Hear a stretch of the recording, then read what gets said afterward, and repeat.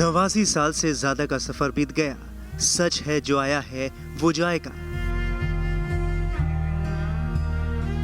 लेकिन कुछ का जाना एक मील का पत्थर कायम कर जाता है, इतिहास लिख जाता है कि जब कभी इतिहास लिखा जाएगा तो कुछ बातें उसे लिखी जाएगी। परंपराएं बदल जाता है। कुछ ऐसा ही था कल्याण सिंह का मिजाज, उनका व्यक्तित्व और उनकी शख्सियत। आया हूँ आपके बीच में, मिलने दीजिए, चीजों को समझने दीजिएगा।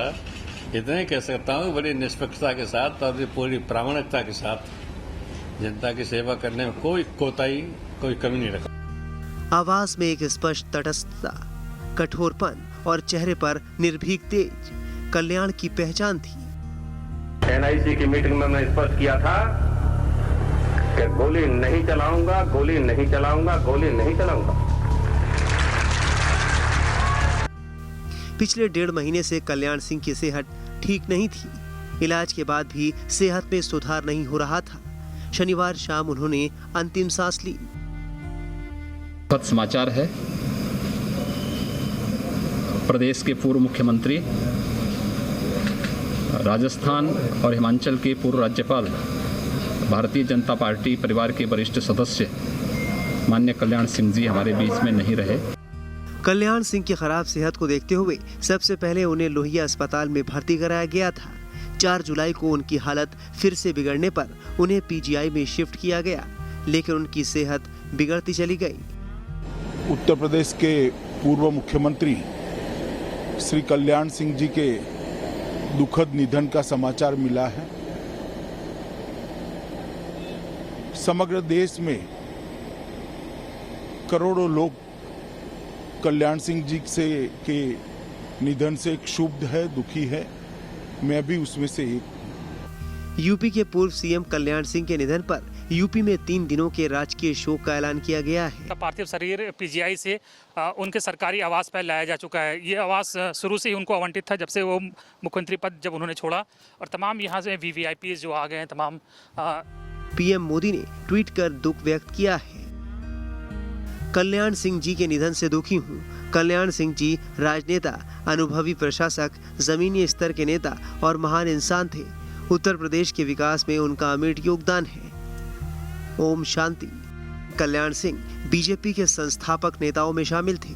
कल्याण सिंह को अस्पताल में भर्ती कराए जाने के बाद केंद्रीय गृह मंत्री अमित शाह, रक्षा मंत्री राजनाथ सिंह, बीजेपी अध्यक्ष जेपी नड्डा और मुख्यमंत्री योगी आदित्यनाथ जैसे बीजेपी के कई बड़े नेताओं ने अस्पताल पहुंचकर उनका हाल जाना था।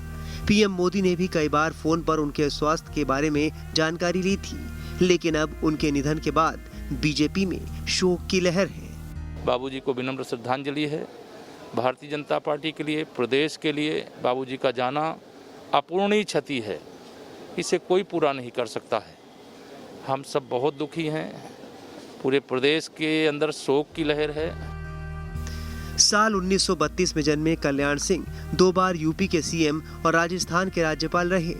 वो ऐसे नेता थे जिन्होंने बीजेपी को हाशिए से शिखर तक पहुंचाने में अहम योगदान दिया। और 1 से 11 यहाँ आवास पर लोगों के 11 आवास पर लोग दर्शन कर सकेंगे। 11 से 1 जो है विधानमंडल दल कार्यालय में रखा जाएगा, और उसके बाद पार्टी ऑफिस में 1 से 3 बजे तक जन कार्यकर्ताओं को दर्शन के लिए रखा जाएगा। उसके पश्चात अलीगढ़ पार्थिव शरीर जाएगा, और परसों सोमवार के दिन उनका नरौरा में अंतिम संस्कार किया जाएगा। कल्याण सिंह ने राष्ट्रीय स्वयंसेवक संघ से जीवन जीने की संकल्पना पाई, लेकिन राजनीति के सफर का पहला कदम रखा अतरौली विधानसभा से।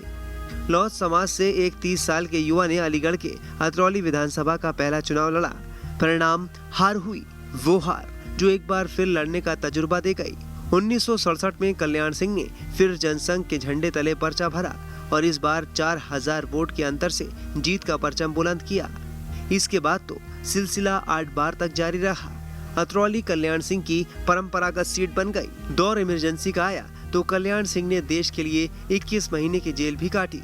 91 का दौर आते आते देश में राम मंदिर का मुद्दा काफी आगे बढ़ चुका था। कल्याण सिंह ओबीसी के लोकमान्य चेहरे के साथ साथ हिंदू हृदय सम्राट भी बनने लगे थे। मंडल कमंडल के आंदोलन ने देश में नई मशाल चलाई, तो राम मंदिर के आंदोलन ने नई बहस छेड़ दी। बहुत दिनों से पूरे समाज की भव्य राम मंदिर निर्माण की कल्पना थी, संकल्प था, वो अब पूरा होने जा रहा है। 24 जून 1991 को पहली बार उत्तर प्रदेश में भारतीय जनता पार्टी की पूर्ण बहुमत की सरकार बनी और कल्याण सिंह ने पहली बार मुख्यमंत्री पद की शपथ ली। करीब 18 महीने के शासन के बाद ही कल्याण सिंह ने बाबरी ढांचा विध्वंस की नैतिक जिम्मेदारी लेते हुए पद से इस्तीफा दे दिया। शिक्षक से राजनेता बने कल्याण सिंह की 1997 के सितंबर महीने में एक बार फिर से सत्ता में वापसी हुई। उन्होंने एक बार फिर मुख्यमंत्री पद की शपथ ली और 1999 तक मुख्यमंत्री रहे। लोक कल्याण के लिए कठोरतम निर्णय लेना कल्याण सिंह की खूबी थी। उत्तर प्रदेश में नकल मुक्त परीक्षा कराने का सारा श्रेय कल्याण सिंह को जाता है, जिन्होंने यूपी की शिक्षा व्यवस्था को नया रास्ता दिखाया। 2004 में कल्याण ने लखनऊ छोड़ दिल्ली का रास्ता अख्तियार कर लिया। बुलंदशहर से सांसद बने और संसद पहुंचे। 2009 में बीजेपी का दामन भी छोड़ दिया। कल्याण ने भी कभी अपनी पार्टी को छोड़ा, फिर वापस आए, लेकिन अपनी राष्ट्रवादी हिंदूवादी सिद्धांत से कभी समझौता नहीं किया। 2014 में कल्याण सिंह को राजस्थान का राज्यपाल बनाया गया। कल्याण सिंह के जाने से भारतीय राजनीति में एक युग का अंत हो गया, जिसे भर पाना असंभव है।